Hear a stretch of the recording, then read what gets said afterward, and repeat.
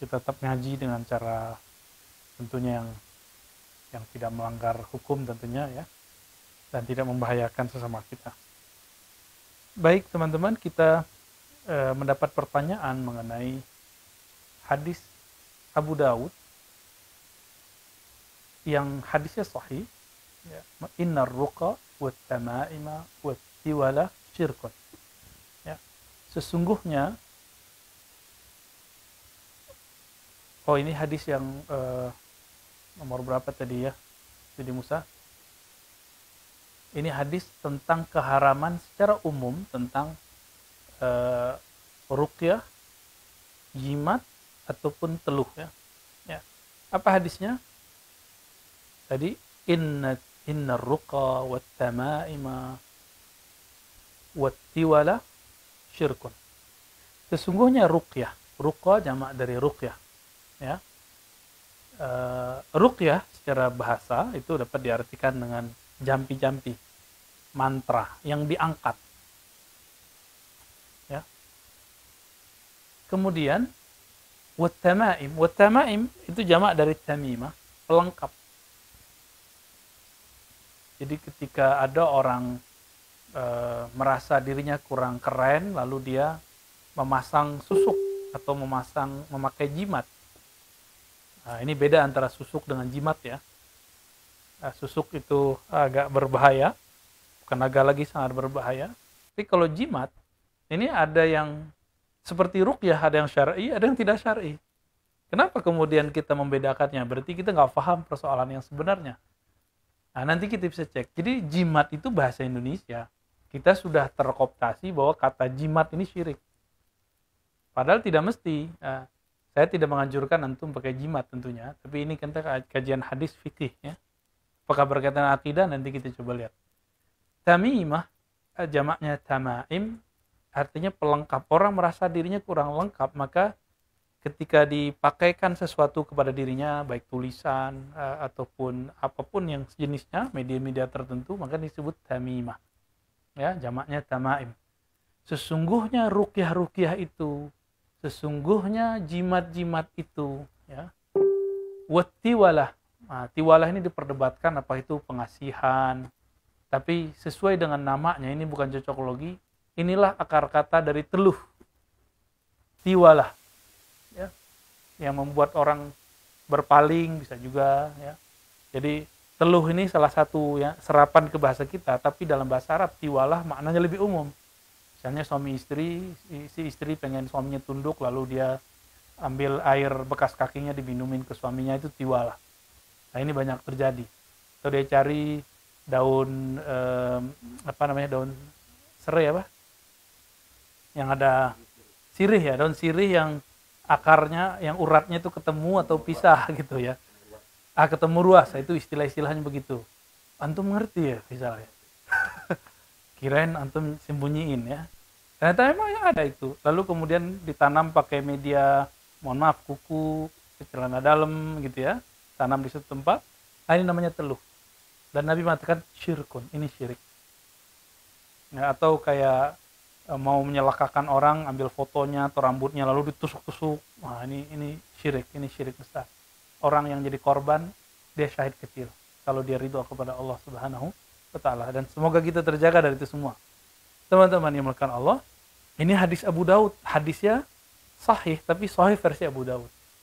Dia nyebutnya salih. Wa ma sakattu anhu fa huwa salih. Hadis yang aku tidak komentari maka disebut dengan salih, bagus.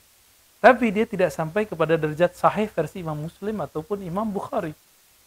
Itu sebabnya Nabi SAW membolehkan ruqyah dalam hadis Bukhari Muslim. Sahabat peruqyah itu Abu Sa'id Al-Khudri meruqyah dengan Fatihah.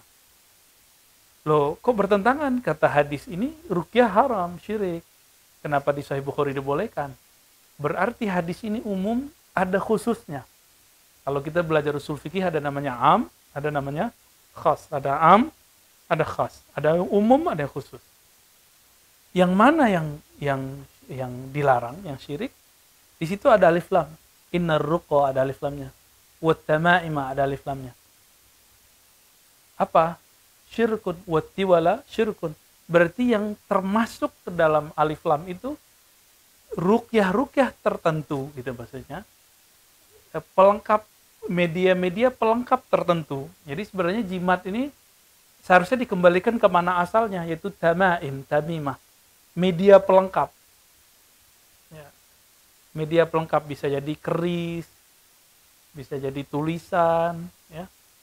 Ini syirik. Ini kaidah umum ya. Secara umum ini syirik. Nanti dikeluarkan dalam hadis Imam Bukhari dan Muslim dan hadis Abu Daud juga, hadis Tirmizi juga, bahwa tidak semuanya syirik. Kalau dia beberapa hadis Nabi contohkan, la ruqyata, tidak boleh ruqyah kecuali 2. Apakah Nabi orangnya pelin-pelan? Antum berani bilang Nabi pelin-pelan?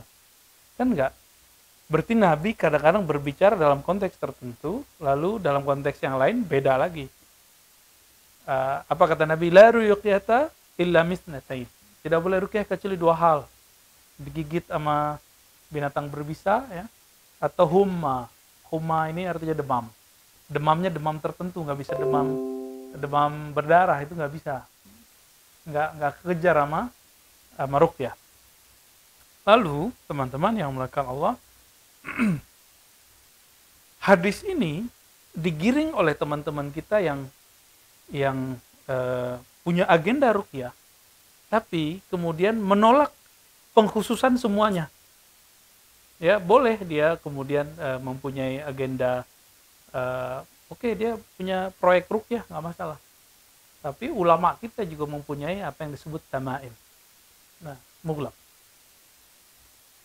Kita cek hadisnya. Sebelum nanti kita masuk ke kalam-kalam ulama, ada hadis Nabi. Ya, hadis Nabi. Misalnya, kita bisa cek dalam hadis Imam Abu Daud juga.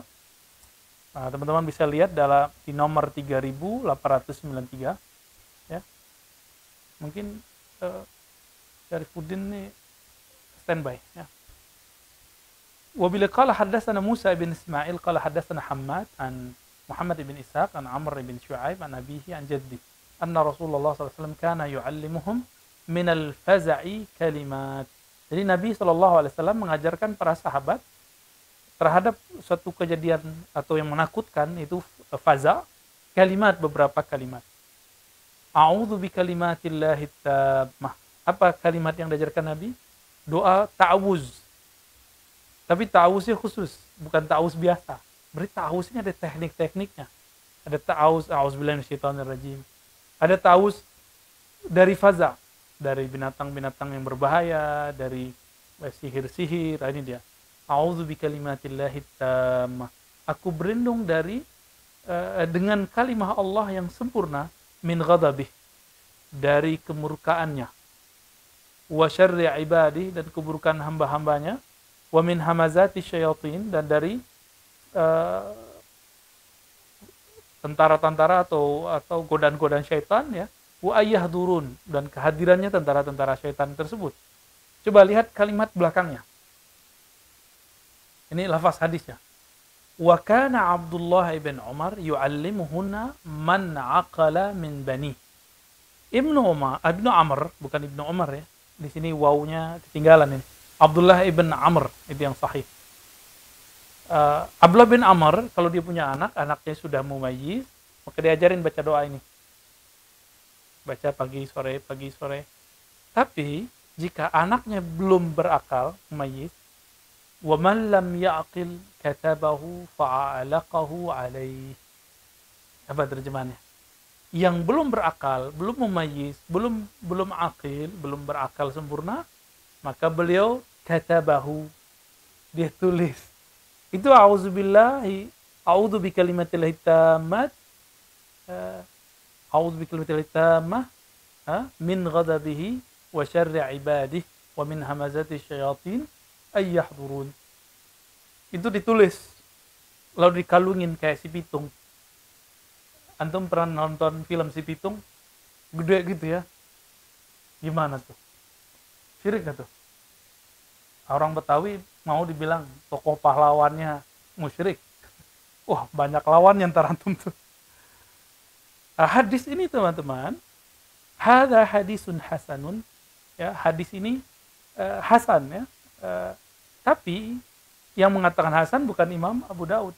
Nah, ketahuannya nanti di Tirmizi. Nah, Tirmizi hadis 3528.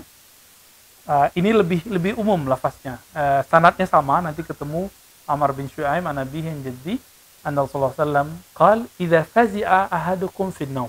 Kalau kamu kaget malam hari, falyaqul a'udzu bi kalimatillahi tammah min ghadabihi wa iqabihi. Jadi ada perbedaan sedikit. Ghadab ditambah iqab. Terus wa syarri ibadi wa min hamazati syayatin, sama ya, wa ayyahdurun. Fa innaha lan tadurrah, maka hal yang mengagetkan itu tidak akan memberi mudarat kepadanya. Jadi serangan-serangan malam tuh. Nah ini nih. Ini pagernya di sini. Nanti cara bacanya kita tunjukin ya insyaallah. Fa kana Abdullah bin Amr yulaqqinuha man balagh min waladih. Nah, ini teman-teman, ini dalil talqin nih. Bahwa boleh mentalkin anak-anak yang penting sudah berakal. Jadi talqin itu mesti tua. Abdullah bin Amr yulaqqinuha, mentalkinkan zikir ini kepada anak-anaknya yang sudah balik. Ya. Wa man lam yablugh minhum katabaha fi saqin thumma 'allaqaha fi 'unuqih. Siapa yang belum balik ditulis di kertas lalu atau sejenisnya ya, lalu dikalungkan fi 'unuqih, di lehernya. Apa kata Imam Tirmizi? Hadza haditsun hasanun gharibun. Ini hadis yang hasan, jalurnya tidak banyak, gharib. Gharib itu, ini ada orang yang enggak paham ilmu hadis lalu mengatakan kalau hadis gharib berarti dhaif. La, ya. Kalau hadis gharib itu satu jalur.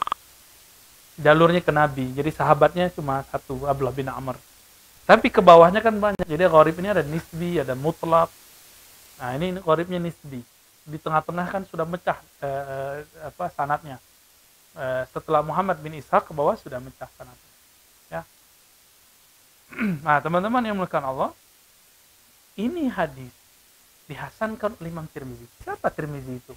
Intiran Tirmizi atau Syekh Albani? Antum siapa? Tirmizi lah. Abu Isa Tirmizi Imam Salaf, murid terbaik Imam Bukhari. Ya, kita konsisten nih kalam ini. Setelah Imam Muslim beliau orang terbaiknya. Kampungnya satu arah. Beliau di Tirmiz. Setelah Tirmiz kalau naik lagi ke atas tuh nyampe ke Bukhara. Satu jalur mereka itu. Abu Isa At-Tirmizi. Nah, seandainya tidak ada beberapa rawi yang muttaham bil kadzib, yang berperkara dalam riwayat Imam Tirmizi, tentulah Sahih Tirmizi itu menjadi sahih setara dengan Muslim.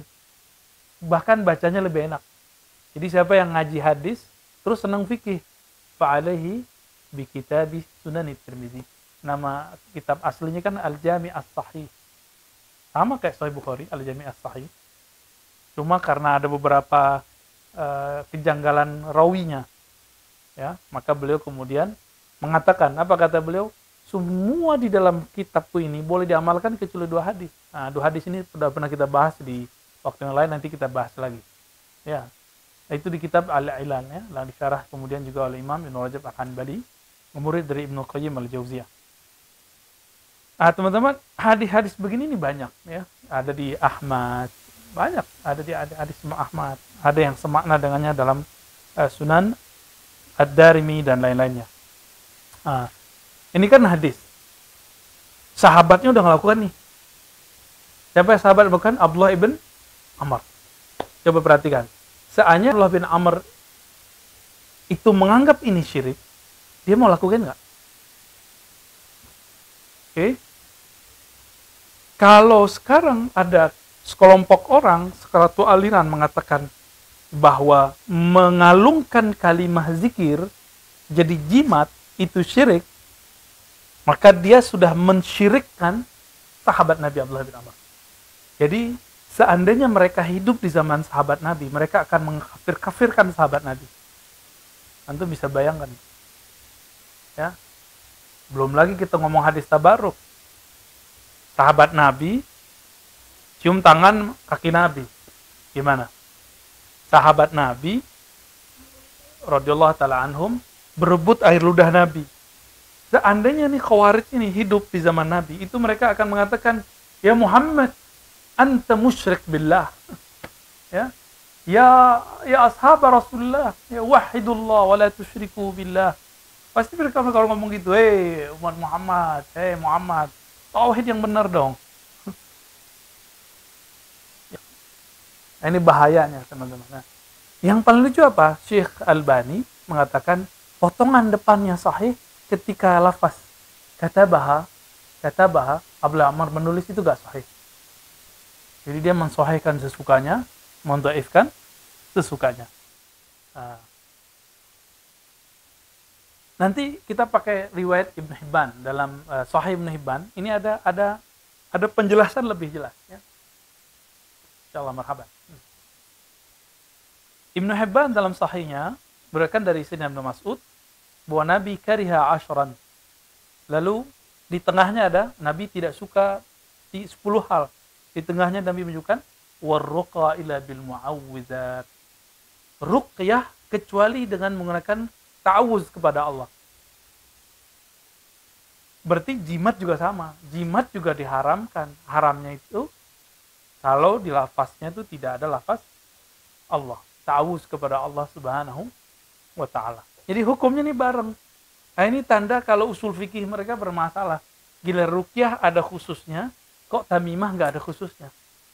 Ya. Tapi ntar antum jangan pakai jimat ya, nggak usah pakai jimat.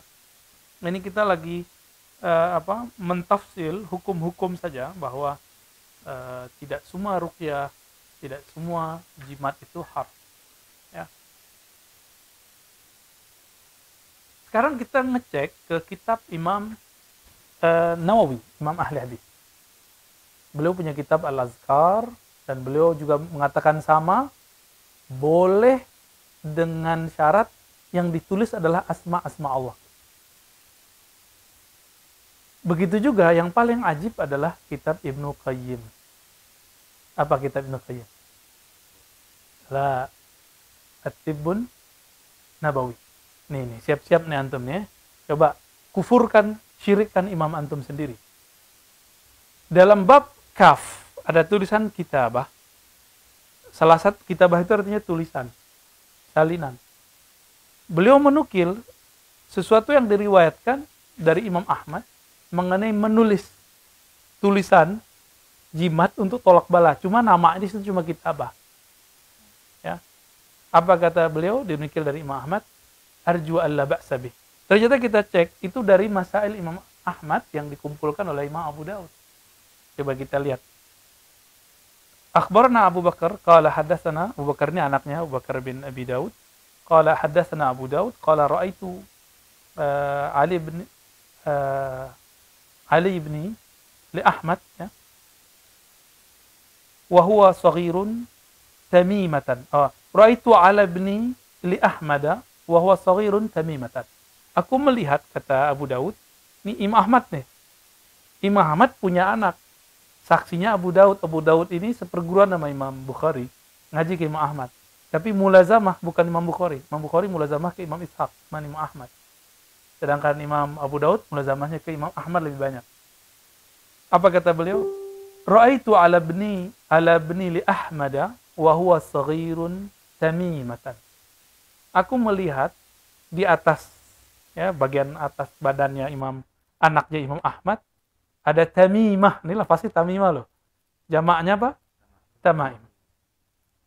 Fi rukbatihi, ya, di rukbahnya emang dikalungin min adimin, ya. Apa lafaznya? Tamimah.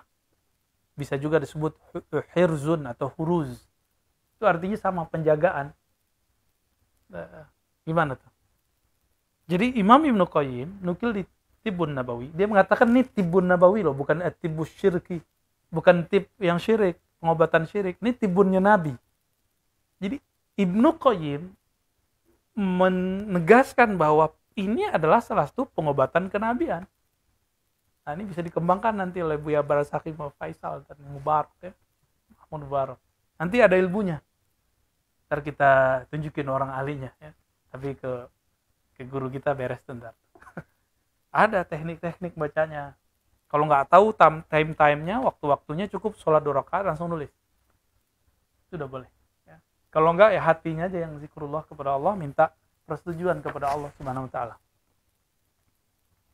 Nah, di riwayat kedua ya, Imam Abu Daud meriwayatkan, sami'tu Ahmad su'ila 'anil rajul yaktubul Qur'an fi syai' tsumma yughsiluhu wa yashrabu. Nah, ini masalah minum-minum nih. Ini ada yang boleh dan enggak loh ya.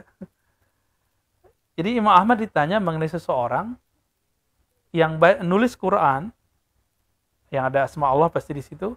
Lalu di mana ditulisnya? Di wajan, di piring ya, finjan. Lalu disiramin air. Apa kata beliau? Arju alla yakuna bihi ba's. Saya harap ini nggak apa-apa. Ini ngomong siapa? Imam Ahmad, Imam Salafus Saleh. Kira-kira mereka akan dibilang apa nih? Imam Ahmad akan dibilang syirik kali ya? Oh, jangan-jangan riwayatnya kali dianggap dhaif ya. Imam Abu Daud antum bilang dhaif. Abu Daud pengarang Sunan Abu Daud tadi. Itu orang yang levelnya dengan Bukhari itu sebenarnya hampir sama.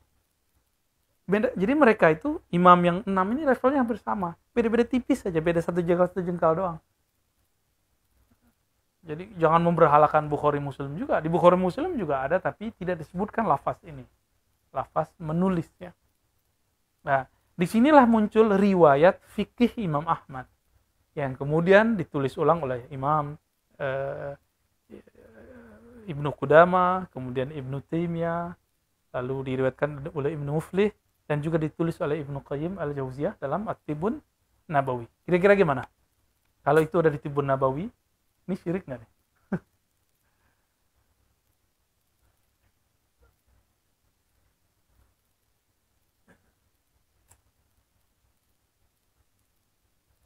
Lalu ini diperkuat lagi ya di riwayat Abdullah bin Ahmad ya, kemudian Ibn Abi Syaibah dan banyak sekali teman-teman. Nah, berdasarkan ini semua dapat kita pahami bahwa hadis Abu Daud innar ruqa wat tamaima wat tiwala syirkun, itu hadisnya umum, kualitasnya tidak sampai derajat sahih sesuai Bukhari. Hanya sahih versi Abu Daud, kita sebut saja saleh. Hadis ini umum, tidak mungkin bertentangan dengan hadis Bukhari, Muslim yang membolehkan ruqyah. Begitu juga tidak mungkin bertentangan dengan hadis Abu Daud sendiri yang membolehkan katabaha wa 'allaqaha, menulis lalu dikalungkan. Nah, dan ternyata mereka mensahihkan hadis ini dan mendhaifkan hadis ini dengan hawa nafsu. Bagian depannya disahihkan, bagian belakangnya didhaifkan. Ya. Benarlah kata guru kami, Dr. Badi Sayyid Al-Laham, muhaddis di Syam, kata beliau, hadzal rajul, ya, dia itu nukil Albani. Idza ajabahu syai' sahaha. Kalau dia takjub, dia sahihkan. Kalau dia nggak takjub, dha'afa, dia dhaifkan. Ini paling zahir nih. Hadisnya satu kerangka, satu sanad, apa kata dia? Depannya sahih, belakangnya enggak. Ya. Dan ini berbahaya sekali teman-teman. Mereka menganggap ini syirik. Ternyata pelakunya adalah sahabat Nabi Abdullah bin Amr. Imam Sya'bi juga bolehin. Imam Ahmad juga bolehin. Imam Abu Daud juga bolehin. Bahkan imam mereka, Ibnu Qayyim juga membolehkan. Nah, nanti diadu. Loh, kita nggak boleh ikut imam, ikut Allah dan Rasulnya. Emang ada di Quran larangan pakai jimat? Adanya ayat tentang tauhid.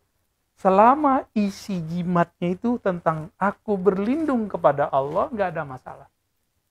Tapi kalau isinya apa dengan dewa langit, dewa bumi, dewa matahari, ya. Nyi blorong, nyi blereng. Nah, itu baru masalah tuh ya. Itu nggak benar ya.